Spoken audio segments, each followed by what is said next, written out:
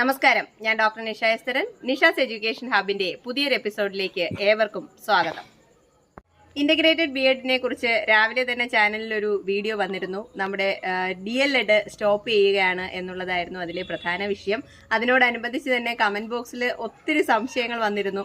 ഇനി B.Ed എങ്ങനെയായിരിക്കും, 4 വർഷത്തെ B.Ed വരുമ്പോൾ ഇപ്പോൾ ഡിഗ്രി ചെയ്തുകൊണ്ടിരിക്കുന്നവർ എങ്ങനെ B.Ed ചെയ്യുമെന്നൊക്കെ ഒരുപാട് സംശയങ്ങൾ കണ്ടു. ഇപ്പോൾ രാവിലെ തന്നെ ഞാൻ വീഡിയോ ഇടുമ്പോൾ പറഞ്ഞിരുന്നു ഇന്റഗ്രേറ്റഡ് B.Edനെ കുറിച്ചുള്ള ഡീറ്റെയിൽസ് അടുത്ത വീഡിയോയിൽ ഉണ്ടാവുമെന്ന്.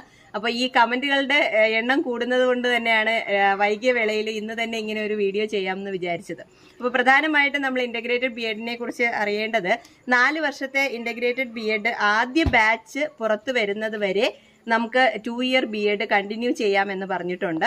ഇന്റഗ്രേറ്റഡ് B.Ed സ്റ്റാർട്ട് ചെയ്യുന്ന ഇൻസ്റ്റിറ്റ്യൂഷനുകൾക്ക് നമുക്ക് ഇപ്പോൾ ഒരു പക്ഷേ 2025 നമ്മൾ ഇന്റഗ്രേറ്റഡ് B.Ed തുടങ്ങുകയാണെങ്കിൽ അതൊരു 2029 ഫസ്റ്റ് ബാച്ച് പാസ് ഔട്ട് ആവുന്നത്. അപ്പോൾ ഒരു 2028 വരെയെങ്കിലും നമുക്ക് 2 ഇയർ B.Ed കണ്ടിന്യൂ ചെയ്യാം. കാരണം 2030 2 ഇയർ B.Ed അവസാനിപ്പിക്കുമെന്നാണ് പറഞ്ഞിരിക്കുന്നത്. അപ്പോൾ അതുകൊണ്ട് 2028 നമുക്ക് അഡ്മിഷൻ നടക്കുമെന്ന് തന്നെ പ്രതീക്ഷിക്കാം. അപ്പോൾ ഇപ്പോൾ ഡിഗ്രി പഠിച്ചുകൊണ്ടിരിക്കുന്നവരും അല്ലെങ്കിൽ ഡിഗ്രി കഴിഞ്ഞ് PG ചെയ്തുകൊണ്ടിരിക്കുന്നവരും ഒക്കെ തന്നെ ഈ വരുന്ന ഒരു 3-4 വർഷത്തെ കാലയളവിനുള്ളിൽ B.Ed ചെയ്യാനായിട്ട് ശ്രമിക്കുക എന്നുള്ളതാണ് ഏറ്റവും അത്യാവശ്യമായിട്ട് ചെയ്യേണ്ടുന്ന കാര്യം. അത് മാനേജ്മെന്റ് സീറ്റ് ആയാലും നമ്മുടെ ഗവൺമെന്റ് സീറ്റ് ആണെങ്കിൽ പോലും ഒക്കെ തന്നെ മാനേജ്മെന്റ് സീറ്റിന്റെ കാര്യത്തിലാണ് നമ്മൾ ഇപ്പോഴേ തന്നെ ശ്രദ്ധ വെക്കേണ്ടത്. കാരണം പല കോളേജുകളിലും, ഇപ്പോൾ ഞാൻ വർക്ക് ചെയ്യുന്ന കോളേജുകളിൽ ഉൾപ്പെടെ മാനേജ്മെന്റ് സീറ്റുകൾക്ക് അഡ്മിഷൻ ആരംഭിച്ചു കഴിഞ്ഞു. അടുത്ത വർഷത്തേക്കും അതിനടുത്ത വർഷത്തേക്കും ഒക്കെ ബുക്കിംഗ് നടക്കുന്നുണ്ട്. അപ്പം മാനേജ്മെന്റ് സീറ്റുകളിലൂടെയാണ് മാർക്ക് കുറവാണ്, അഡ്മിഷൻ കിട്ടാൻ സാധ്യതയില്ല എന്നൊക്കെ ഉള്ളവർ പ്രധാനമായിട്ടും ചെയ്യേണ്ടുന്ന കാര്യങ്ങൾ എത്രയും പെട്ടെന്ന് ഒരു B.Edന്റെ സീറ്റ് ഉറപ്പിക്കുക എന്നുള്ളതാണ്. കാരണം 2028 വരെ അഡ്മിഷൻ നടക്കുമെന്ന് നമ്മൾ പ്രതീക്ഷിക്കുന്നുണ്ടെങ്കിലും ഒത്തിരി കുട്ടികൾ ഒന്നിച്ച് B.Ed ചെയ്യാനുള്ള ഒരു സാധ്യതയുള്ളത് കൊണ്ട് തന്നെ അഡ്മിഷൻ കിട്ടുക എന്നുള്ളത് വളരെ ബുദ്ധിമുട്ടാണ്. അതാണ് ഇപ്പോൾ ഡിഗ്രിയും അതുപോലെ PGയും പഠിച്ചുകൊണ്ടിരിക്കുന്നവർ എത്രയും പെട്ടെന്ന് ചെയ്യേണ്ടുന്ന കാര്യം. അടുത്ത വർഷം മുതൽ TTC പൂർണ്ണമായിട്ടും നിർത്തുന്നു എന്നാണ് അറിയാൻ കഴിഞ്ഞിരിക്കുന്നത്. നമ്മുടെ വരുന്ന ഇന്റഗ്രേറ്റഡ് B.Edന്റെ കാര്യത്തിലേക്ക് പോവുകയാണെങ്കിൽ ഇപ്പോൾ നീറ്റിനൊക്കെ നടക്കുന്നത് പോലെ നാഷണൽ എലിജിബിലിറ്റി വരുന്ന രീതിയിലുള്ള ഒരു ടെസ്റ്റ് നടത്തി ആ എൻട്രൻസ് ടെസ്റ്റിനനുസരിച്ചായിരിക്കും നമുക്ക് ഇന്റഗ്രേറ്റഡ് B.Edന് അഡ്മിഷൻ സ്റ്റാർട്ട് ചെയ്യുന്നത്. നമ്മുടെ ഇപ്പോൾ സ്റ്റാൻഡ് അലോൺ ആയിട്ടുള്ള കോളേജുകൾക്കൊക്കെ തന്നെ മറ്റുള്ള ഡിഗ്രി, അതായത് ആർട്സ് ആൻഡ് സയൻസ് കോളേജുകളുമായിട്ട് അറ്റാച്ച് ചെയ്ത് ട്വിന്നിങ് ഒക്കെ നടത്തി ഇന്റഗ്രേറ്റഡ് B.Ed കണ്ടിന്യൂ ചെയ്യാനായിട്ടുള്ള ഒരുപാട് അവസരങ്ങൾ ഉണ്ടാകുമെന്നാണ് ഇന്നത്തെ പത്രക്കുറിപ്പിൽ നിന്നും അറിയാൻ കഴിഞ്ഞിരിക്കുന്നത്. നമുക്ക് 2030 മുതൽ 4 വർഷത്തെ ഇന്റഗ്രേറ്റഡ് B.Ed മാത്രമേ കാണാൻ സാധ്യതയുള്ളൂ എന്ന് തീർച്ചയായപ്പെടുത്തി കഴിഞ്ഞു. അതുപോലെ ആദ്യം വർഷം, ഇപ്പം നമ്മൾ നേരത്തെ പറഞ്ഞതനുസരിച്ച് നമ്മൾ ഇന്റഗ്രേറ്റഡ് B.Edന്റെ 4ാമത്തെ വർഷം എഡ്യൂക്കേഷൻ ബേസ്ഡ് ആയിട്ടുള്ള കാര്യങ്ങൾ പഠിക്കും എന്നുള്ള രീതിയിലായിരുന്നു കരിക്കുലം പറഞ്ഞിരുന്നത്. പക്ഷേ ഇപ്പോൾ അറിയാൻ കഴിയുന്നത് നമ്മൾ ഫസ്റ്റ് ഇയർ 4 വർഷത്തെ ഇന്റഗ്രേറ്റഡ് B.Edന് ജോയിൻ ചെയ്യുമ്പോൾ ഡിഗ്രിയുടെ സബ്ജക്റ്റും അതുപോലെ തന്നെ എഡ്യൂക്കേഷനും 2 പേപ്പർ നമ്മൾ സ്പെഷ്യലൈസ് ചെയ്താണ് പോവേണ്ടത്. അപ്പോൾ അതിൽ ഒരു പേപ്പർ നമുക്ക് ഇഷ്ടമുള്ള സബ്ജക്റ്റ് സെലക്ട് ചെയ്യാം.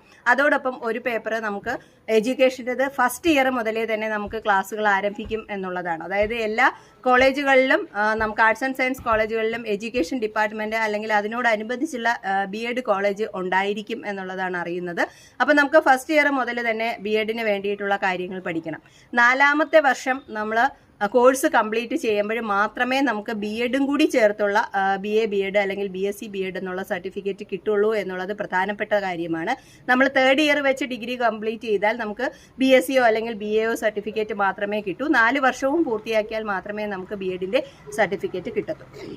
നിലവിൽ നമുക്ക് ഇപ്പോൾ ഇന്റഗ്രേറ്റഡ് B.Ed ഉള്ളത് NIT നമ്മുടെ കോഴിക്കോടും അതുപോലെ സെൻട്രൽ യൂണിവേഴ്സിറ്റി കാലിക്കറ്റുമാണ്.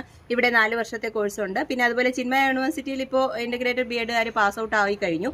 ഇനി നമുക്ക് പ്രധാനമായിട്ട് മനസ്സിലാക്കേണ്ടുന്ന ഒരു കാര്യം എന്ന് പറയുന്നത്, പലരും ചോദിക്കുന്നുണ്ടായിരുന്നു പ്രൈമറി ക്ലാസ്സുകളിലേക്ക് പഠിപ്പിക്കുന്നതിന് ഇനി B.Ed എടുത്തവർക്ക് അവസരം കിട്ടുമോ എന്നൊക്കെ ഉള്ളത്. പക്ഷേ അതിന് വ്യക്തമായിട്ട് തന്നെ ഇന്റഗ്രേറ്റഡ് B.Edന്റെ സ്ട്രക്ചറിൽ പറഞ്ഞിട്ടുണ്ട്.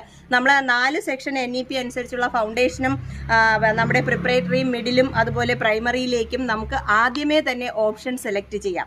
ഇപ്പം നമ്മൾ KG മുതൽ 2ാം ക്ലാസ് വരെയാണ് ഉള്ള ടീച്ചർ ആവാനാണ് ആഗ്രഹിക്കുന്നതെങ്കിൽ നമ്മുടെ ഇൻ്റഗ്രേറ്റഡ് BEdനകത്ത് നമുക്ക് ആ ഓപ്ഷൻ സെലക്ട് ചെയ്യാം. അല്ല നമ്മൾ 3 മുതൽ 5 വരെയാണെങ്കിൽ രണ്ടാമതൊരു ഓപ്ഷൻ ഉണ്ടായിരിക്കും നമ്മുടെ പ്രിപ്പറേറ്ററി സ്റ്റേജിലേക്കുള്ളത്. അതുപോലെ തന്നെ മിഡിലിലേക്കുള്ളത് നമുക്ക് വേറൊരു ഓപ്ഷൻ ഉണ്ടായിരിക്കും. പിന്നെ സെക്കൻഡറി സ്കൂളിലേക്ക്, അതായത് നമ്മുടെ 9 to 12 വരുന്ന സെക്കൻഡറി സ്കൂളിലേക്ക്. ഇത് നമ്മൾ ഇൻ്റഗ്രേറ്റഡ് BEdന് ജോയിൻ ചെയ്യുമ്പോൾ തന്നെ ഇതിൽ ഏത് ഓപ്ഷൻ വേണമെന്ന് നമ്മൾ സെലക്ട് ചെയ്തിട്ടാണ് നമ്മൾ അധ്യാപകരാകാൻ തയ്യാറെടുക്കുന്നത്. അപ്പോൾ ആദ്യമേ തന്നെ നമ്മൾ വ്യക്തമായ ഒരു സെലക്ഷൻ ചെയ്തതിന് ശേഷം വരുന്നത് കൊണ്ട് നമുക്ക് പിന്നീട് നമ്മൾ KG പഠിപ്പിക്കാൻ പോകണമെന്നോ അല്ലെങ്കിൽ ഡിഗ്രിയിലേക്ക് പഠിപ്പിക്കാൻ 10th പഠിപ്പിക്കാൻ പോകണമെന്നോ ഉള്ള ഒരു ചില ചോയ്സിനുള്ളൊരു അവസരം ഉണ്ടാകില്ല എന്ന് തോന്നുന്നു. നമ്മൾ ഏത് സെക്ഷനിലേക്കാണോ പോകാൻ ഉദ്ദേശിക്കുന്നത് അവിടേക്ക് നമുക്ക് സെലക്ഷൻ എടുത്ത് വേണം ഫസ്റ്റ് ഇയർ മുതൽ നമ്മൾ പഠിക്കാനായിട്ട്. അതായത് ഇപ്പോൾ നമ്മൾ ഒരു കോളേജിലേക്ക് BSc BEd ഉണ്ടായിരിക്കും, BA BEd ഉണ്ടായിരിക്കും, BCom BEd ഉണ്ടായിരിക്കും. അങ്ങനെ 3 സ്ട്രീമിലായിരിക്കും. അതിന് ഓരോന്നിനും 4 ഓപ്ഷൻ ഉണ്ട്. ഇതിലേത് കാറ്റഗറിയിൽ നമുക്ക് പഠിപ്പിക്കണം എന്നുള്ള ഓപ്ഷൻ. അങ്ങനെ ആകെ 12 ഓപ്ഷനാണ് നമുക്ക് അവൈലബിൾ ആയിട്ട് ഒരു കോളേജിൽ വരാൻ പോകുന്നത്. ഇപ്പം നമ്മൾ BA ഇംഗ്ലീഷ് എടുക്കുന്നുണ്ട്. BA ഇംഗ്ലീഷിൻ്റെയോടൊപ്പം തന്നെ ഈ 4 ചോയ്സ് നമുക്ക് എടുക്കാം. നമ്മൾ KGയിൽ പഠിപ്പിക്കുന്നു, അല്ലെങ്കിൽ നമ്മുടെ 3 to 5 പ്രിപ്പറേറ്ററിയിലേക്ക് സെലക്ട് ചെയ്യാം, അതുപോലെ തന്നെ മിഡിലിൽ നമുക്ക് സെലക്ട് ചെയ്യാം, അതുപോലെ സെക്കൻഡറിയിൽ. ഈ 4 സെക്ഷനിലേക്കും നമുക്ക് സെലക്ഷൻ കൊടുക്കാനായിട്ട് സാധിക്കും. അങ്ങനെ 12 സെക്ഷൻ നമ്മുടെ ഒരു BEd കോളേജിൽ ഉണ്ടാവാനാണ് സാധ്യത. അതായത് BAയും BScയും BComഉം ഉള്ള ഇൻ്റഗ്രേറ്റഡ് നടക്കുന്ന കോളേജുകൾ. ഇതാണ് പ്രധാനമായിട്ടും വരുന്നത്. ഫീസ് സ്ട്രക്ചർ ഒക്കെ തന്നെ യൂണിവേഴ്സിറ്റിയിൽ നിന്നും അതുപോലെ ഗവൺമെന്റിന്റെ ഭാഗത്തു നിന്നുള്ള സംയുക്തമായിട്ടുള്ള ആലോചനയ്ക്ക് ശേഷമായിരിക്കും ഫീസ് നിശ്ചയിക്കുക എന്ന് അറിയിച്ചിട്ടുണ്ട്. ഇപ്പം നമുക്ക് NITയുടെ കോളേജിൽ നമുക്ക് 1 ഇയർ 1 lakh ഇൻ്റഗ്രേറ്റഡ് BEdന് ഫീസ് വരുന്നത്. ഏകദേശം ആ ഒരു സ്ട്രക്ചറിൽ തന്നെ ആയിരിക്കും നമ്മുടെ ഇൻ്റഗ്രേറ്റഡ് BEdൻ്റെയും ഫീസ് എന്ന് നമുക്ക് പ്രതീക്ഷിക്കാം. എന്തായാലും വളരെ വ്യക്തമായിട്ട് എന്തൊക്കെയാണ് കോളേജുകൾ മുന്നൊരുക്കങ്ങൾ ചെയ്യേണ്ടതെന്നും നമ്മുടെ കരിക്കുലത്തിൻ്റെ സ്ട്രക്ചറിനെ കുറിച്ചുമൊക്കെ വ്യക്തമായിട്ട് നമുക്ക് ഇന്നലെ നടന്ന നമ്മുടെ കമ്മിറ്റിയുടെ റിപ്പോർട്ട് സമർപ്പിച്ചിരിക്കുന്നതിൽ നിന്ന് അറിയാൻ കഴിഞ്ഞിട്ടുണ്ട്. ഇതിനോടനുബന്ധിച്ചുള്ള വിശദമായ കാര്യങ്ങളൊക്കെ തന്നെ തൊട്ടടുത്ത വീഡിയോകളായിട്ട് നിഷാസ് എഡ്യൂക്കേഷൻ ഹബിൽ നിന്ന് നിങ്ങളോടൊപ്പം ഉണ്ടായിരിക്കും. ഏവർക്കും നന്ദി.